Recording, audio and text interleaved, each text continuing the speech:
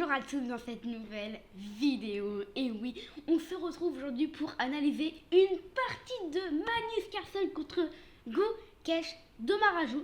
Ça doit être ça, hein. C'est la première fois que je fais une analyse des grands maîtres comme ça aussi. Donc, aussi fort, ça va être très chaud, j'espère que je vais comprendre. Bon, après il y a l'analyse de Jason, donc je crois que j'ai assez compris. Donc je vais vous l'expliquer dès aujourd'hui. Donc vous avez sûrement dû voir la vidéo de Magnus Carlsen qui explose la table comme ça, les pièces qui même qui tremblaient à la fin, il n'arrivait pas à remettre les rois. Et bah on va analyser cette partie dès maintenant. Donc c'est parti. Magnus Carlsen est noir, je me mets du côté du plus grand joueur de l'histoire. Et Gukesh Domrajou qui est quand même un très bon joueur, champion du monde. Magnus Carlsen n'a pas participé au dernier champion du monde, donc c'est Gukesh. Mais est-ce qu'il est plus fort que Magnus Carlsen, qui lui n'a pas participé au champion du monde, mais reste quand même très fort, hein, quand même premier mondial. Donc c'est parti. E4, Magnus qui balance E5, cavalier F3, donc Gukesh et les blancs et Magnus Carlsen les noirs. Donc cavalier C6 et fou B5. Donc ici déjà on rentre dans une espagnole, donc la pire ouverture que moi je déteste. Va les grands maîtres les jouent. Donc ok, Magnus Carlsen qui répond avec cavalier F6, donc c'est la défense Berlin il me semble. Il me semble que c'est la défense Berlin. Ok, D3. Alors je connais pas cette avec D3 je connais pas cette variante, non. Fou C5. Donc pour l'instant ça se développe. C3. Petit roc. D6. Pour l'instant ça se développe très bien. Il n'y a aucune faute. H3. Et A6. Donc A6 on fera de la théorie. On attaque le fou. Le fou, qu'est-ce qu'il va faire? Est-ce qu'il va reculer ou est-ce qu'il va prendre? Alors prise, ça ramènerait à doubler les pions. Mais après, les noirs auront la paire de fous. Et ça, je crois que les grands maîtres font très attention. Donc, ok. Fou A4, H6, pas le meilleur coup, mais forcément, on peut pas faire tous les coups de l'ordi. Hein. Tour E1, B5. Donc, pour l'instant, bim, Magnus Carlsen qui envoie B5. Attaque le fou qui doit reculer. Hein. Je crois qu'il va reculer là. Normalement, ouais, ok. Fou C2. Alors, pour l'instant, je comprends. Il n'y a pas de grosse incompréhension. Pour l'instant, c'est parfait. Alors, KD2. Alors là, c'est ma première hésitation. Là. Alors, moi, à sa place, à la place de Gukesh, j'aurais joué ça. Parce que KD2, j'ai l'impression que ça enferme le fou. Je sais pas trop quelle est son idée. On va la regarder maintenant. Donc, cavalier. Non, c'est cavalier BD2 en plus. Ah, c'était de replier son cavalier. Ah, j'aurais cru que ça aurait été replier son cavalier là. Bah non, il balance à 4. Alors, même très bien, vous voyez qu'il a fait pareil lui. Hein. C'est la dose du cavalier là. Ok, A4. Donc, il prend pas, ça ok. Il se dit, bah attends, si je joue un coup, bah il pourra prendre. J'apprends, il reprend, il fait madame. Finalement, madame, elle est pas très bien mise quoi. En fait, elle pourra pas attaquer grand chose. En vrai, ça va. Je sais pas, ouais, en vrai, ça va. Elle a qu'une ligne quoi. C'est ça. Peut-être que Gukesh, enfin Magnus Carlsen ne voulait pas avoir ça. Donc, ok, D4, cavalier G6. Donc, cavalier G6, je suppose que c'est pour protéger le pion et en même temps peut-être pour mettre en F4 hein, le cavalier, ça peut être très dangereux ça. Cavalier F1, C5, cavalier G3. Là c'est vraiment la danse du cavalier. Donc C5, Magnus Carlsen qui envoie tout. Il attaque les deux pions. Il y a la tour qui va venir là je suppose, le fou qui va se mettre en finiketo, ça va être très dangereux pour Gukesh. Et si on regarde les plans de Gukesh, et bah lui c'est plutôt d'essayer de s'enlever de ce pion pour avoir une grande ligne. C'est son fou, il est pas extrêmement bon non plus, je suppose. Et cavalier F5, je suppose, hein. Je suppose, parce qu'après je vois pas dans cette tête. Ok, prise. Alors moi j'aurais pas pris, hein. Alors moi à sa place j'aurais pas pris parce que, en fait, quand Magnus Carlsen prend, bah ça aide le fou à Gukesh, j'ai l'impression, hein. J'ai l'impression que le fou de Gukesh maintenant il est même mieux qu'avant en fait. Ici, ouais, il est pas très bien, il a pas beaucoup de casse quoi, il tape dans un pion, il tape dans un pion, c'est pas excellent. Alors que quand Magnus Carlsen prend, prise, j'ai l'impression maintenant que le fou rayonne un petit peu plus. Pourtant c'est le meilleur coup hein, de prendre. Ouais, je sais pas. Ok, on se remet du côté Magnus Carlsen, bishop B7, donc fou B7, attaque le pion, donc comme je voulais décider de le mettre en finiketo, mais là, c'est après, donc là A5, ok, là fou E3, mais là, fou C8 a été joué par Magnus Carlsen. Un coup très étrange, que moi je n'aurais jamais joué de ma vie. Pourquoi? Parce que en fait, il était là son fou, il le met là, et ensuite il le remet là. Il y a un gros problème là, et pourtant c'est les meilleurs coups de l'ordi. Genre par exemple, bim, meilleur coup, bim, meilleur coup, bim, meilleur coup, bim, meilleur coup, bim, meilleur coup. Donc en fait, son idée, c'était que si Gukesh n'avait pas eu son plan, donc par exemple, il joue un coup de tour, et bah là, il y avait fou prend, tour prend, et après tour prend. Et finalement, Magnus Carlsen qui gagne un pion, et un pion c'est pas rien pour les grands maîtres. Mais Gukesh qui l'a vu, et il a joué B3. Son idée c'est déjà que le pion est défendu, mais en plus il va le défendre une troisième fois, parce que là il est déjà défendu 2 fois. Mais s'il prend, si Magnus Carlsen prend, il va le défendre une troisième fois, parce que prise, il reprend de la tour. Et il défend une troisième fois le pion qui n'a attaqué juste une fois, donc ça c'est pas du tout un problème pour Gukesh. Ça continue avec cavalier F4, un très très beau cavalier pour Magnus Carlsen.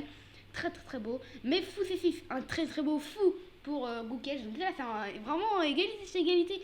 On se demande qui va gagner. Parce que le fou de Gukesh est très très bon franchement. Mais le cavalier aussi peut pas trop se faire déloger parce qu'il faudra pousser ce cavalier. Bon après le cavalier de Magnus il peut quand même se faire déloger par exemple cavalier E2. Ça peut être très dangereux. Ok, tour B4. Donc tour B4, je suppose que c'est d'attaquer une autre fois le pion. Comme ça, il n'y a pas cavalier là qui existe. Parce que là, on doit avoir trop prendre en tout genre. Donc ok, ah mince.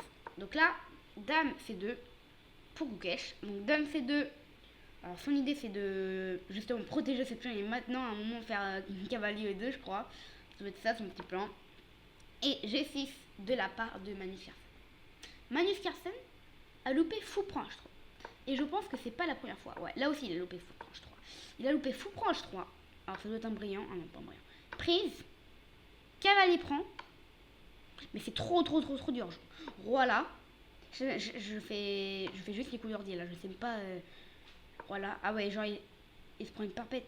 Ah non. Cavalier là. Ok, mais la tour bouge. Après, qu'est-ce qui se passe? Et après, G6.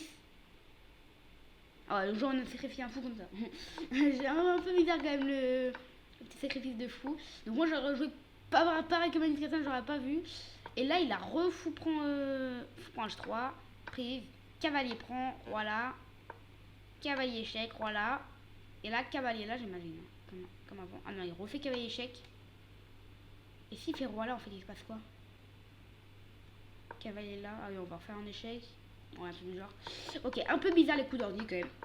Moi, j'aurais pas du tout vu. Et Magnus Carlsen l'a aussi loupé, ok.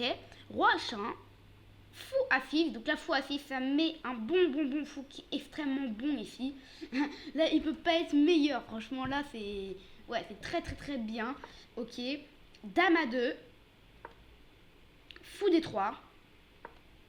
Cavalier D2. Donc fou D3, ça met un fou au centre très bon. Attaque encore le pion. Donc il y a D2, c'est pour protéger le pion. Mais là, H5. Alors, Gukesh, lui, il se dit que le pion, il est un peu faible. Donc lui, il va contre-attaquer. Parce que la meilleure défense, c'est d'attaquer. Il va attaquer le pion ici, qui est défendu qu'une fois, mais attaqué 2 fois. Très bien. Sauf que lui, Magnus Carlsen, il rajoute un autre attaquant. Donc si dame prend, en fait, dame prend, tour prend, et fou prend, ou... Ouais, il y a le pion là, mais il y a aussi le pion là qui a attaqué 3 fois. Donc Magnus aura le choix. Et Magnus, il s'est dit, sur KD2, je jouais H5. Et en fait, je sacrifie un pion, mais pour avoir un autre pion derrière en prise. Donc, Gukesh qui prend, prise, et Magnus qui envoie H4, attaque le cavalier. Et en fait, le cavalier, lui, son rôle, c'est de défendre le pion. Mais maintenant, dès que le cavalier part, dès que le cavalier vient ici, par exemple, bon, je dis n'importe quoi, mais par exemple ici, et bah là, il y a le pion en l'air. Et là, on est très content parce qu'en plus, on attaque là. Vous voyez, c'est pas du tout. Ouais, là, c'est pas du tout magique. Là, c'est un petit peu Magnus Carlsen qui gagnerait. Hein. Et là, Gukesh qui joue tour à 4. Donc, en fait, il sacrifie son cavalier. Alors, si pion prend, faut savoir déjà qu'il y a tour prend. Et que ça, même s'il y a un pion passé pour Magnus Carlsen, ça passe pas quoi. Il a quand même perdu le tour. Donc, ils peuvent pas faire pion prend. Et si tour prend. Alors, et si tour prend, il y avait fou prend, pion prend. Si Magnus fait pion prend, il y a pion prend. Et là, attaque le cavalier qui bouge normalement. Et ensuite, le fou n'est plus en prise et on peut le prendre. Donc c'était ça l'idée de Magnus Carlsen. Très bonne idée. Et l'idée de Gukesh aussi en fait. C'était un peu les deux idées. Ok, tour B8, tour A2. roi G7. Donc roi G7 met le roi à l'abri. Donc en fait il y a un cavalier en l'air depuis tout à l'heure, mais il n'est pas trop en l'air en fait. Donc ok, tour A7. Donc personne ne mange ce cavalier. Tour D4. Donc là protège le fou. Donc là en fait, là maintenant, si Goukesh ne fait rien, c'est une gaffe. Parce que là, non attends, là c'est encore plus une gaffe, mais par exemple ici. Là il y a pion prend. Et sur pion prend, là il y a cavalier là. Et ça protège finalement le fou. Donc là normalement ça devrait aller pour les Magnus Carlsen. Donc Goukesh qui joue cavalier F3. Donc la position elle est quand même très compliquée. Waouh, c'est quand même méga compliqué. Ils n'ont pas encore fait une seule gaffe, un seul coup manqué, une erreur ils ont fait. Ok, prise. Donc là ça tout s'échange. Cavalier prend H3, pion prend, fou prend. Pourquoi il n'y a pas cavalier prend là? Pourquoi là il n'y a pas cavalier prend?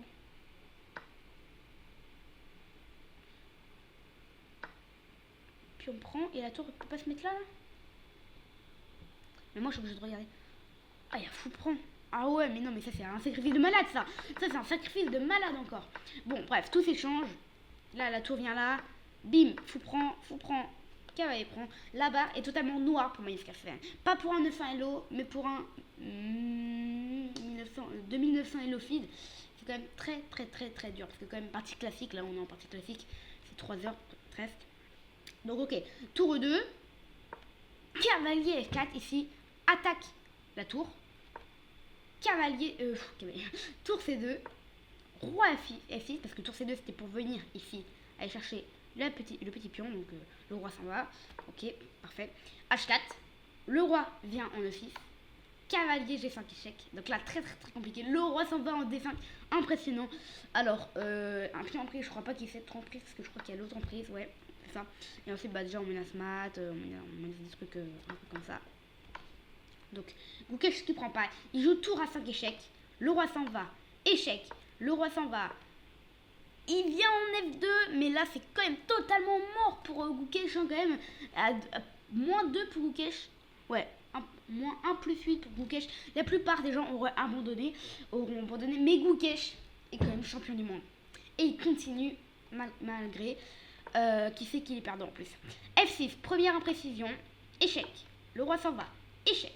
Je sais pas si vous vous rendez compte, mais depuis tout à l'heure, il n'y a presque aucune erreur. Hein. Enfin, genre... meilleur coup, bon, meilleur coup. Enfin, ouais, moi ça me choque. Ça me choque quand même qu'il fasse tous les meilleurs coups, c'est quand même impressionnant. Meilleur coup, bien. Tour des deux pour bloquer. L'attaque, prise, cavalier échec. Roi là. Et là, la tour est attaquée, donc faut la défendre. Donc, Magnus, Goukesh qui joue roi G3, défend la tour. Et Magnus qui balance D5. Et sacrifie son pion. Parce que ici, il se rend compte que s'il pousse, là, il est simplement prise, et cavalier prend, hein, je crois. Ah non, il n'y a pas ça. Est-ce qu'il n'y a pas directement cavalier prend? Ouais, il y a directement cavalier prend. Et sur pion prend, bah, il doit avoir un roi prend. Un truc dans le genre. Donc quand même Magnus il se dit bah mince, mes deux pions sont attaqués, je peux pas tous les deux les défendre. Donc ok, je sacrifie D5. Donc là, niveau matériel, c'est déjà égalité. La barre est déjà bien redescendue. Et après tour F8. Échec. Le roi s'en va.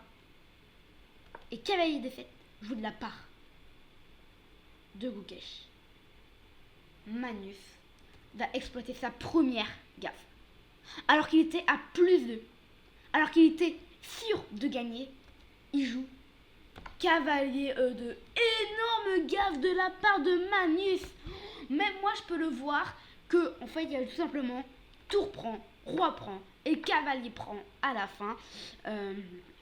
Une énorme gaffe quand même. Et en fait, cavalier prend, bah, il y a juste un cavalier plus. Les pions, c'est normal, donc juste un cavalier plus. Ouais, nettement, les pions avancent comme ça. Mais on peut se demander, parce que Magnus joue très vite à la fin. Soit c'est à cause de la pendule, parce qu'il y a peut-être 3 minutes pour Goukesh et... Non, 3 minutes pour Magnus et 7 minutes pour Goukesh. Mais on peut se demander si c'était fait exprès finalement. Parce que peut-être qu'il s'est dit qu'avec ces deux pions, bah, il pouvait finalement remporter. Parce que deux pions passés quand même... voilà, ils sont en 4 cases. 1, 2, 3, 4, 5 cases. Et l'autre, bah 4 cases, mais empêché par un autre pion quoi. Ça peut aller très vite. En plus que c'est à lui de jouer. Et donc il balance D4. Gukesh qui réfléchit très vite et il joue cavalier E6, meilleur coup. Donc il peut peut-être sacrifier, mais bon, le roi de Gukesh quand même il est très loin. Faut qu'il ramène son cavalier quoi. D3 joué par Magnus. Bim, cavalier C5. Cavalier C5 empêche la poussée et en même temps il menace de venir là. En fait, si Magnus il pousse, il y a simplement cavalier E4. Et cavalier E4 attaque le pion. Et si il fait dame, Magnus, mais en fait il y a cavalier C3. Échec et récupère la dame. Donc roi là, prise.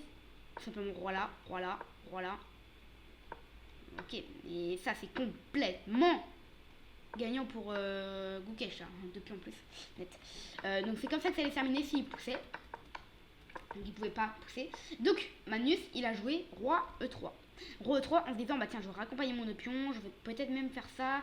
Parce qu'en vrai Gukesh je peux pas trop prendre hein, parce que sinon prise et voilà ça file la dame. Il a beau rajouter du roi, enfin il a beau faire ça quoi. Ça va se terminer en match nul.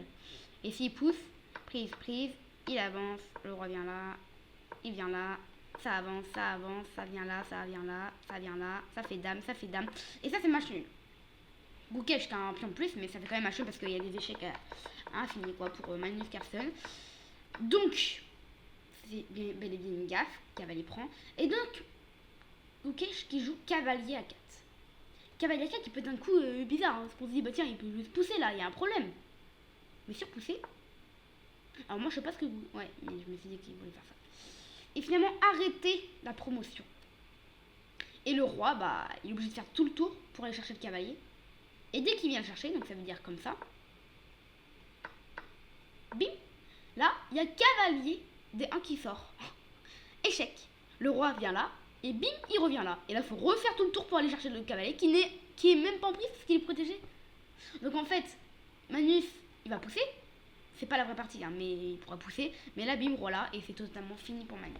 Donc ça non plus, c'était pas possible. Donc franchement, impressionnant. Que Magnus qui pouvait pas pousser, effectivement, parce que là, il y avait cavalier là.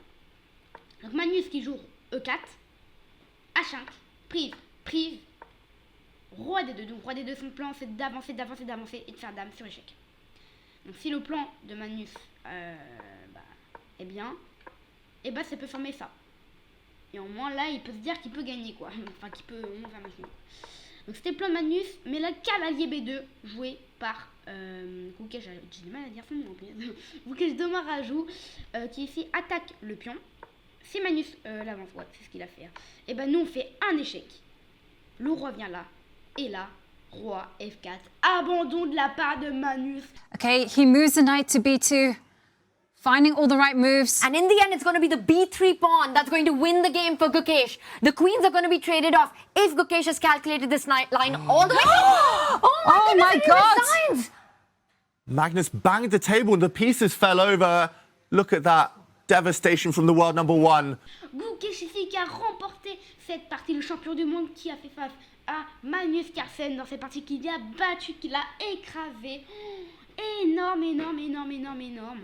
Impressionnant quand même. Alors moi, je m'étais dit que là c'était impossible qu'il gagne. Quand j'ai vu les shorts et tout ça, je me suis dit bon bah là c'est mort pour Gukesh, c'est bon, on a compris. Peut-être que je sais pas pourquoi j'avais vu au début que Magnus Carlsen faisait sa main, mais je me suis dit qu'il avait juste fait oublier un petit pion, je sais pas quoi. Mais quand j'ai vu qu'en fait il avait complètement écrasé toutes les pièces, pas écrasé mais faire tomber toutes les pièces, je me suis dit quand même qu'il devait donc à un moment donné obligatoirement, parce qu'il fallait remettre les pièces en place quand même. Donc ça quand même impressionnant. C'est la première fois que je vois un truc, bon après en 10 ans quoi, c'est la première fois que je vois un truc aussi bizarre. Donc ok, très bien joué de la part de Gukesh Domaraju. Bim, on va faire le petit bilan de la partie. 93 pour Gukesh et 89 pour Magnus. C'est pas très chaud. En vrai, ça va. Moi, des fois, je fais des scores de précision. Je peux faire 93, je peux faire 89. Mais le truc qui m'impressionne le plus, c'est que c'est un peu normal, 89 de la part de Magnus. Il a quand même fait une gaffe. Hein. Ça se respecte. Et en plus, je fais charger cette partie dans l'historique de Magnus Carlsen. Ça sera pas à 93 parce qu'ils sauront que ça sera à Magnus Carlsen, donc ils vont mettre 98 peut-être. Enfin, ça c'est Gukesh là. Donc 2500, ils auront mis 2000, 3000 peut-être. 3000 et 3000 et 2900. Bon, en tout cas, je suis trop contente de vous avoir partagé cette partie de Magnus Carlsen contre Gukesh. C'est Gukesh, c'est le champion du monde qui a vaincu Magnus Carlsen en partie classique dans le pays norvégien, en Norvège. Donc Gukesh a gagné contre un Norvégien dans le pays Norvège. Quand même la honte pour Magnus Carlsen, qui aurait quand même gagné le tournoi à la fin. Et bah en tout cas, j'espère que vous aurez aimé regarder et analyser cette partie avec moi. N'hésitez pas aussi à me soutenir grâce à Buy Me a Coffee, un site pour faire des dons. Et en tout cas, on se retrouve demain pour une nouvelle vidéo. Ciao!